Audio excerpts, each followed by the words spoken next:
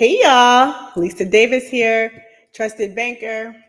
And I know it has been some time and it has been a lot going on. So we got a lot to talk about. But I did want to start with a couple of things.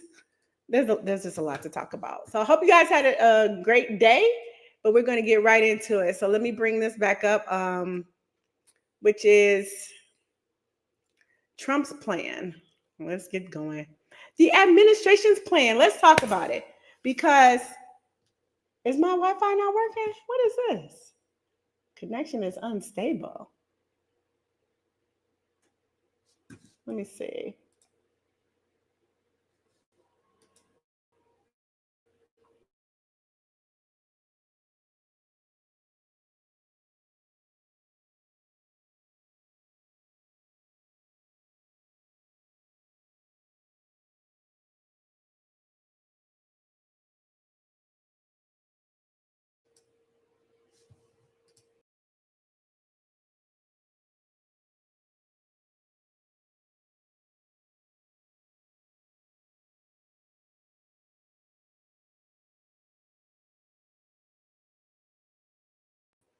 Child, what happened? Anyways, let's go. Um,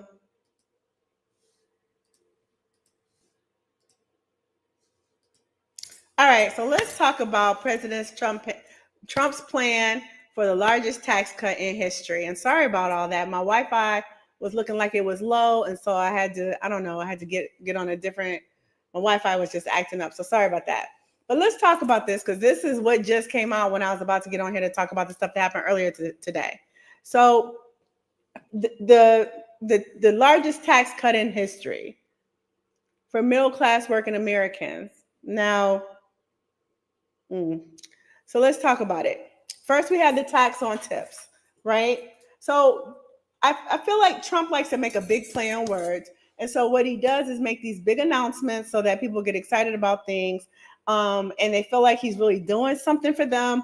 But when I say a lot of Trump's strategy is to make announcements about things that already exist as if he created it, right? If he could say he created Black folks, he would say he created Black folks, really, because, but anyways, let's just talk about it. No tax on tips and no tax on senior Social Security.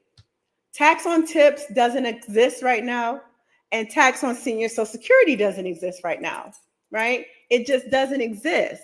Now, people tell me, well, they're starting to tax tips. Yeah, they're starting to tax tips. And the way they tax tips is that they include people's tips, gig workers, they include your tips in your wages, and then they pay you a W-2 wage. Instead of you being paid a 1099 and you pay like that, you're paid a W-2 wage. Those tips will still be taxed because he's not changing the law around earned income.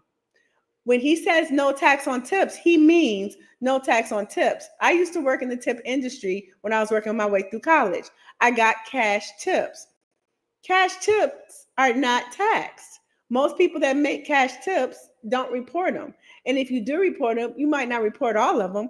So for him to say he's not going to tax you on tips, there has never been a tax on tips, not tips that were collected by cash. Now, I've had people argue with me that said, well, you're supposed to report the tax, the tips that you make. As a gig worker, you're supposed to. It's a lot of things you're supposed to do. But I mean, I've been in the industry for a long time. I worked in tips probably 30 years ago. They weren't taxing them and they weren't reporting them then, and they don't report them now. If you get cash as tips, people just don't sit down on the honor system and let the government know, hey, I made an extra $20,000 this year in cash tips. They don't record that. They just don't. So when he says there's no tax on tips, this gets people excited. But what he's not saying is that, but if the employer has figured out a way to add your tips into your pay stub, your earned wages, if they figure out a way, like credit card tips are automatically added into earned wages for gig workers, they come on your pay stub. If they come on your pay stub, they're added into your W-2s. And if they're on your pay stub, they are not itemized out as tips. They are earned income. They're your wages. So once they appear on your pay stub as wages because they've converted now tips into wages, now you will be taxed on wages. So will you be taxed on tips? No, but it's a play on words. Let's remember this administration is very savvy when it comes to making you believe what they want you to believe versus the truth. The truth of the matter is people have never really been taxed on tips, but you will be taxed on wages. And employers are being forced to figure out how to put tips in your pay stub and on your W-2. Employers are being forced to figure that out. So if your employer, if you're a gig worker, if you work for tips and your employer figures out how to add your tips into your pay stub and it comes up as wages, then that's exactly what you'll be taxed on. So that's number one. It's just not true. No tax on senior Social Security. Seniors don't get taxed on their Social Security. You don't have to pay taxes on Social Security. I don't even know why that came up. I don't know how. Social Security wages are tax-free, and people that get Social Security don't pay taxes on Social Security income. Social Security is a fixed income that you get through the Social Security office. There are no taxes taken out. There haven't been for 20 plus years, as far as I know. As a lender, when people bring in their Social Security income, it's not taxable. It's not taxable. So for him to say he's not taxing seniors don't get taxed anyway on Social Security income. So again, he is announcing things that are already true. He's announcing things that are already being done as if he created it, and he didn't. So the first two are just not existent. There's no tax on Social Security already, and there's no tax on tips already. Now, the third one, no tax on overtime pay. This gets a lot of people excited. The problem is that you can't itemize out the difference between your wages. If they call it hourly and they say you work 72 hours overtime, 72 hours for the week or whatever. So that means you might have worked 32 hours overtime.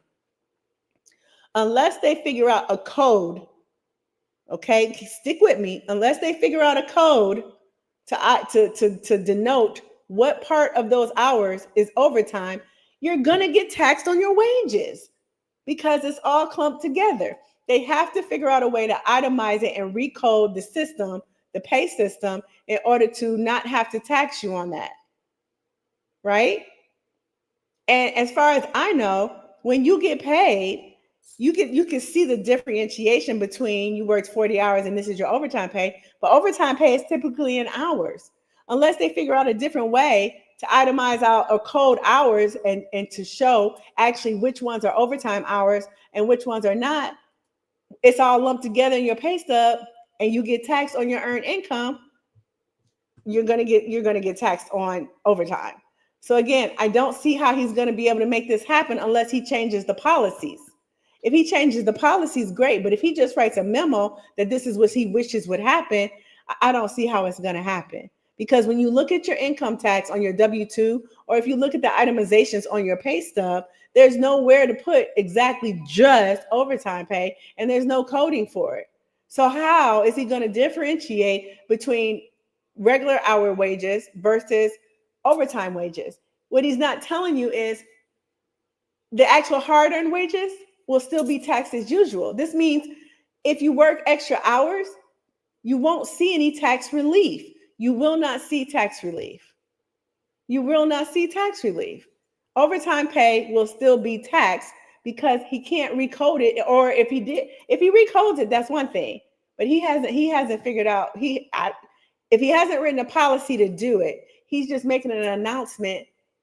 He's just making an announcement on what he would like to see done.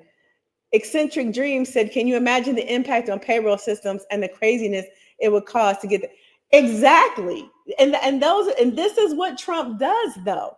He writes a memo. Let's remember that. Let's remember, for all of us that have worked jobs, Trump manages through memos, not even meetings and strategies and policy and procedure changes. He manages through memos. That's why he loves executive orders. Executive orders are a 1 or 2 pager.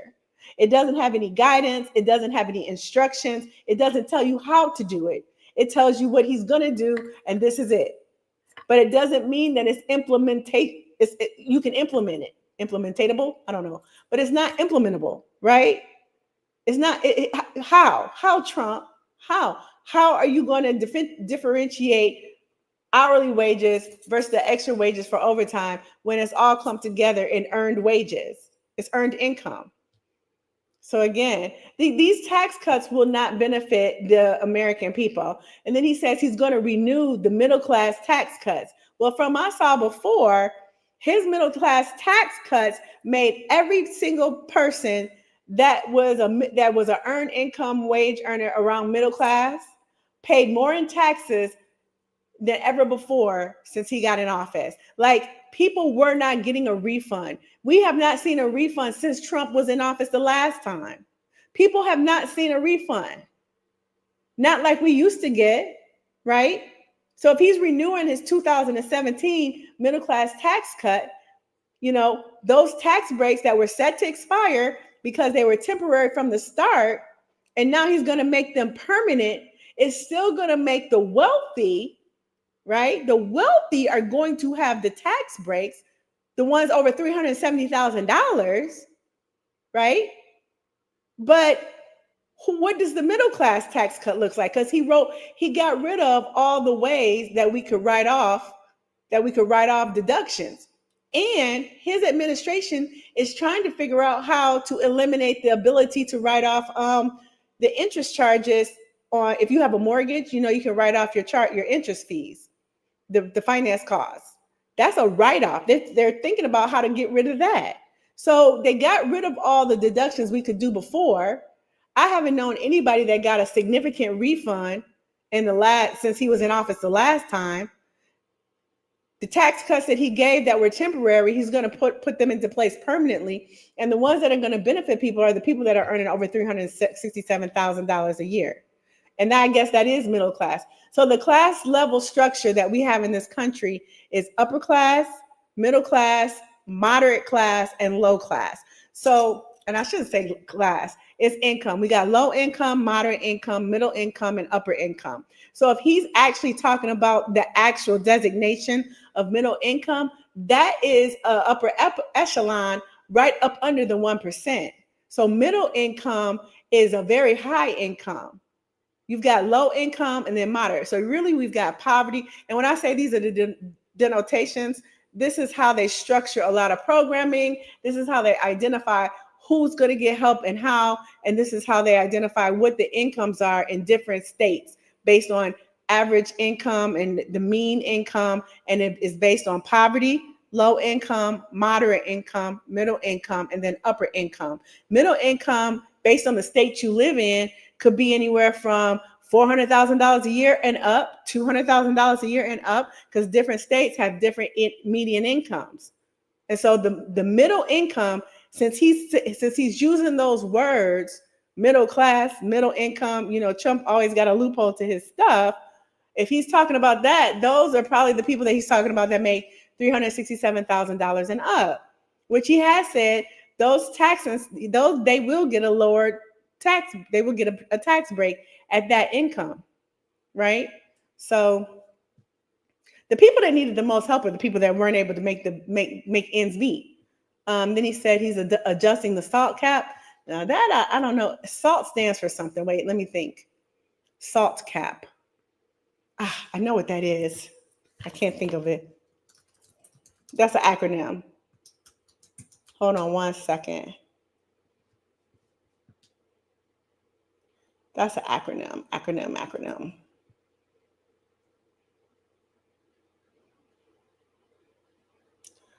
State and local tax deduction cap. That's okay. Yeah. So the deductions caps, which was introduced in 2000, right? So that taxpayers can deduct from their federal. So I don't know if you remember a long time ago, before we had tax deduction caps, we were able to itemize out our tax deductions. So if he creates the SALT cap, which refers to state and local tax deductions, which was introduced in the 2017 Tax Cuts and Jobs Act, it limits the amount of state and local taxes that a taxpayer can deduct from their federal taxable income to $10,000 per year. Now, my write-offs used to be more than $10,000 a year. but he caps it at 10,000. So if he caps the ability of what I could write off of my federal taxes, which is the biggest chunk that comes out of earned income, federal taxes are the biggest chunk that comes out of earned income. And he's capping the deduction that I can make for my federal tax return, for my federal income taxes. So that means I get less back. That means I don't get my money back. That means I don't get a tax return. That means it's not going to help me. This cap disproportionately affects taxpayers in states with high income and property taxes, such as California, New York, and New Jersey, and Illinois, and by limiting how much they can deduct on their federal tax returns. This impacts many homeowners in high tax states that have previously deducted large portions of their state and local tax, but the $10,000 tax now means they pay more in federal. We pay more in federal taxes. If that cap means I can't write off, my property taxes are more than $10,000. I used to could write off my property taxes. I used to could write off my property taxes. I used to could write off my interest, the APR. You could write off the interest fees in your mortgage. You could write those off. We had things we could write off. He's capping that. How does that help people? How does that help people? Meanwhile, he's writing everything off. Remember? He writes off everything. Everything he does, his entire life is a write-off. But we're capped. For married couples, it's $10,000 per year, $5,000 for married individuals filing separately. Make it make sense. Make it make sense. How is this helping anybody? This is why people have to really pay attention. People have to really pay attention. He's eliminating special tax breaks for billionaire sports teams owners. Okay. He can eliminate special tax breaks all he wants, but I'm pretty sure those folks that have to pay taxes will be able, right? Democrats hire Republican, If he's eliminating taxes for billionaire team owners, I'm sure they've got other things they can eliminate as far as they've got other things they can write taxes off. There's all kinds of loopholes. There's all kinds of loopholes. He's simply closing one. He's closing one by identifying he's stopping special tax breaks for billionaire sport team owners. But they still have a management company. They still have a business. So maybe they don't have the tax breaks because they own a sports team. But owning a sports team means you're doing a lot of other things in order to run your business. So that means, okay, I can't get a designation for owning a sports team. But what about management? What about, training? What about travel costs for recruiting? What about it's a whole lot of things you can write off. There's just one loophole he's closed. Just one.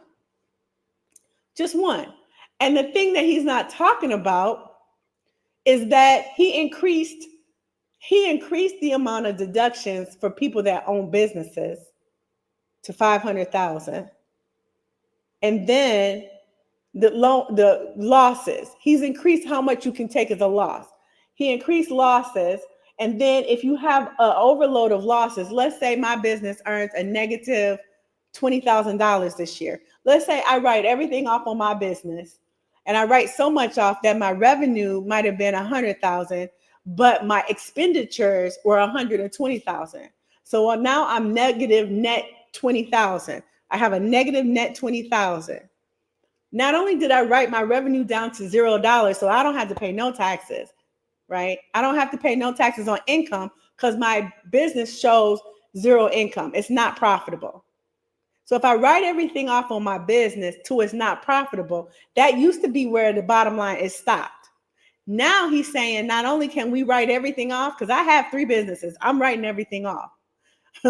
We can write everything off, but if we have a net negative, we can carry that forward to the next year and use that as a loss towards next year's income, where we couldn't do that before. He added that in. So he added in that we should be able to carry over net losses. You think businesses are not going to take maximum losses and then carry that over to the next year and add it to the losses that they had for the next year and then have more losses and then carry those? And he increased the amount that we can how much we can write off for losses.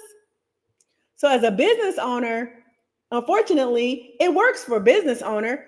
Most of his tax plan does not work for people that earn wages, and that's just the bottom line, and that's just the truth.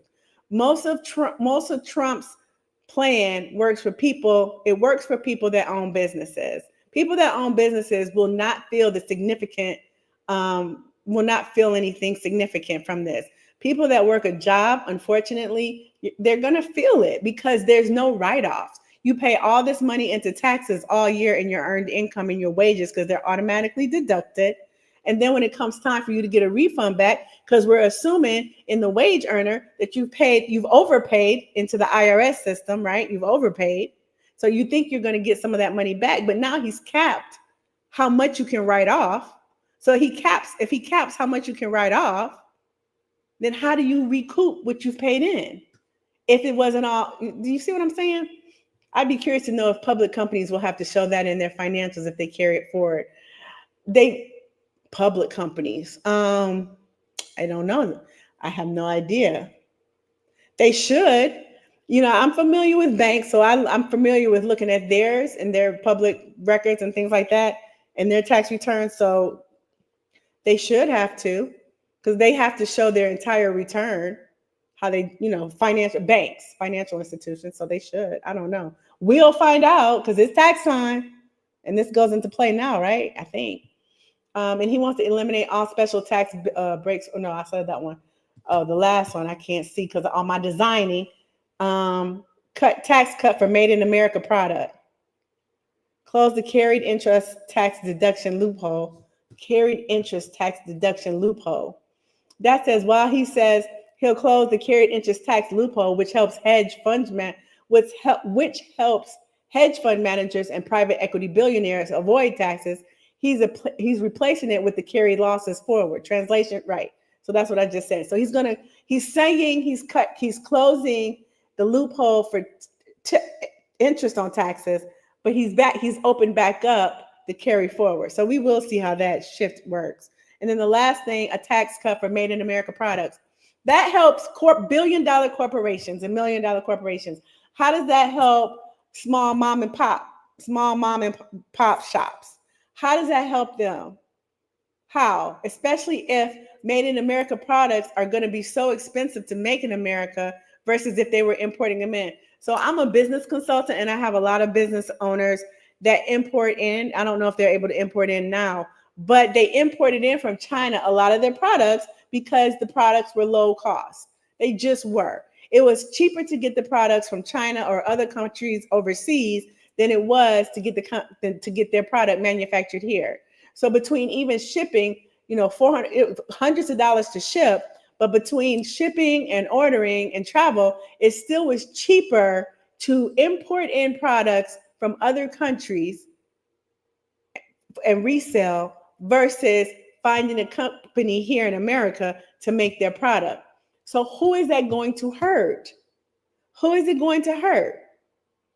The small company that's a mom and pop shop that has a small retail shop or whatever they're doing is not going to be able to afford the cost of doing business with American only, making it in America versus shipping it into America, because making things in America has gotten very expensive, which is why the big three, GM, Ford, and Chrysler, which is why all of the big companies import in, which is why everything we needed. Remember when COVID came and we had to wait on all the N95 masks and the medicine and all those things and the gloves and all? We got it all imported in. Why? Because it's manufactured cheaply outside of this country. So for him to start trying to push, and I don't have a problem with Made in America, I really don't. But because we don't have the infrastructure, because we don't have the warehousing systems, because we don't have the manufacturing systems, who's going to build all that? Who's going to pay for all that? Who's going to manufacture all these products? Who's going to set up an American-made Alibaba? Like seriously, Alibaba is so cheap.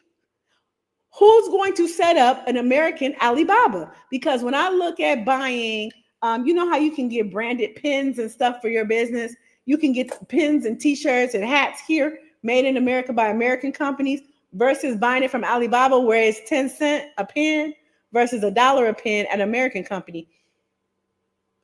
I'm not saying that it's right, but I'm saying it's a reality. And I'm saying you want me to hope I get the tax cut because I buy made in America for America. So I'm upping the cost up front and I'm reducing my profit margin. And if my profit margin was set in a way that I made it based on products I imported from China, and I can't make that same profit margin because I'm buying made in America products, which are sometimes 100% more expensive. Now I have no profit. I can't afford my life. I can't pay my employees. So what do I have to do? I have to raise the price of my product. And now am I raising the price of my product to a place where I'm raising myself out of the market? I'm raising myself out of competition. I'm raising myself away from my customer. So who is this helping? Now that's the small mom and pop shop, right? Versus a large billionaire corporation that gets a tax break for made in America where they probably can't afford to manufacture in America. Right? They can't afford to manufacture in America. And they can get those big tax breaks and get those monies back in their pockets. But they're going to recoup a lot of money that's going to be good for that corporation. It's not going to trickle down to their employee. They're just going to have a bigger profit margin because they were able to take in the cost of doing it American made. And that's if the cost of materials doesn't go up too much. If the cost of materials go up too much, big companies might say, we don't care about saving on made in America. It costs too much to make in America, right? With all the tariffs and all our bad relationships that we're making right now. And that's the thing about this administration and their base. Their base is already ready to suffer for one whole year of paying higher prices. And that gets me every time I say that. It just gets me. I can't believe it. So anyways, I wanted to talk about that right quick. This is his amazing tax plan. I don't think it's going to work. But the other things that threw me off today, well, they didn't throw me off, but these were the things. It's a lot going on. So the one thing that I did do today, because it's going to be important, is I downloaded Project 2025. And so I got to go through it like this because I have to highlight and I have to read through it. And I am a paper person. So, and I saw a lot of things in here that I want to talk about, but I'm going to talk about it piece by piece because we got to follow the money. And the thing that we're missing is the Department of Defense. That's where the money is. $850 billion is their budget. And the things that HeadSeth is doing, we have to follow the money. We have to follow the money, right? So we have to start following the money. But here's another thing I want to talk about because somebody brought this up to me last week. And I said, no, that's not going to happen. And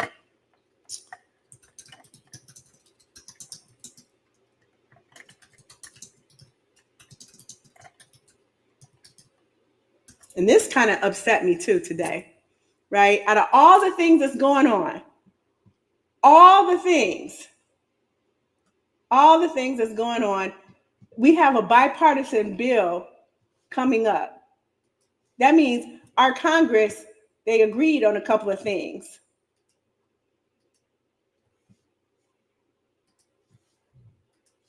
This is what they came together on.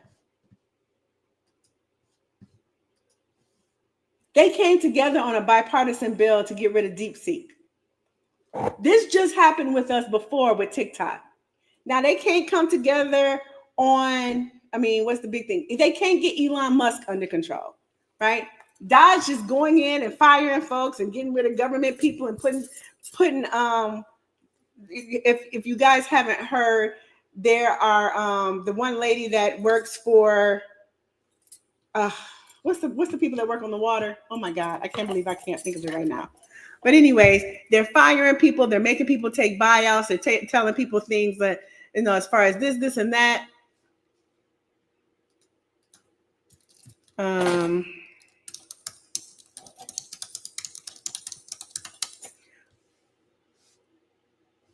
But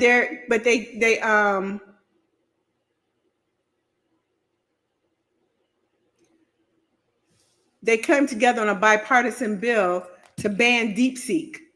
DeepSeek is a competition for ChatGPT, and it came out of China. And similar to TikTok, they're saying, of course, it's probably a matter of national security. So they can come together and put together a bill to ban DeepSeek AI that works similar to ChatGPT, that's helping people with their businesses. It's a much robust system. It's a much better system than the one we have through ChatGPT. It works faster, it's stronger, it's more comprehensive and logical. It really breaks down a subject matter, and it really can help small businesses make money and all kinds of things. Congress can't get together about anything else going on, but they can come together and put forth a bipartisan bill to ban DeepSeek from the US government. This really just gets on my nerves how our priorities are so screwed up. You've got a billionaire running around inside of our Treasury Department, inside of our payments processing systems. And this person that's running around doing all these things, we already know is a tech junkie, and he has some of the best tech workers working for him because he created Starlink and he manages Twitter, X or whatever. So you've got him going into all of the records and finding out where people live and who people are and who the DEI hires were and what job did they have and what are their names. You've got all this going on. In the meantime, Congress can't do anything about this rogue person going into all our payment systems, the treasury systems, the grant systems, all the systems, but they can come together and put forth a bill to get rid of DeepSeek AI. It just bugs me how trivial they think and how the things that they do. It bothers me because there's more important business to do than to worry about the fact that China has brought y'all some competition and y'all don't like it. The other thing that I saw in here was about Elon Musk. I don't even want to get into that, but there's so many hot topics today. I want to play for you a recording. I don't know if you guys can hear it, or can I bring it up? This was this morning, and this was important because this was government workers that were coming in incognito. Don Lemon shared these people's stories this morning, and so I wanted to play it for you guys so you can hear their thoughts on why they're losing their jobs and how unfair this is for these workers. So let me see if I can play it. Does the sound play?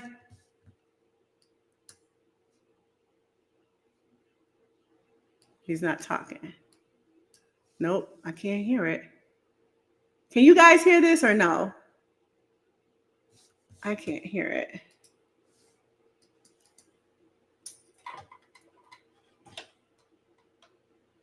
No?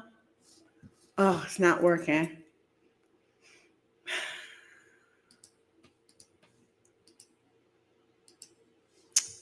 Dang it.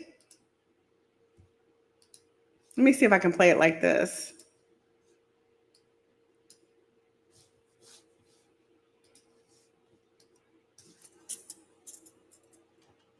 No sound?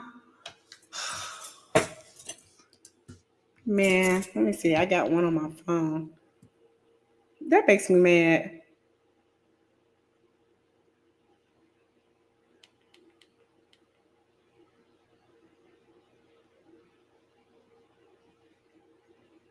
How come I can't hear anything?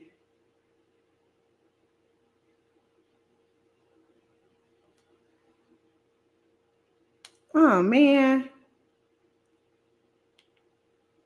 I wanted you guys to hear. They had government employees call in and were talking about how they were being told that they couldn't come back to work.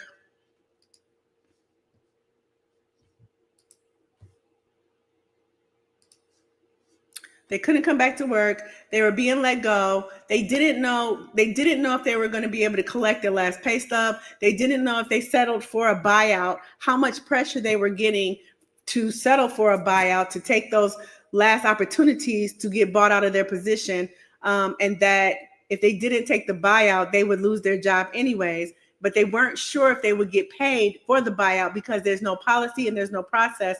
And Elon can't fire them, and the president can't fire them and guarantee that they're going to get paid.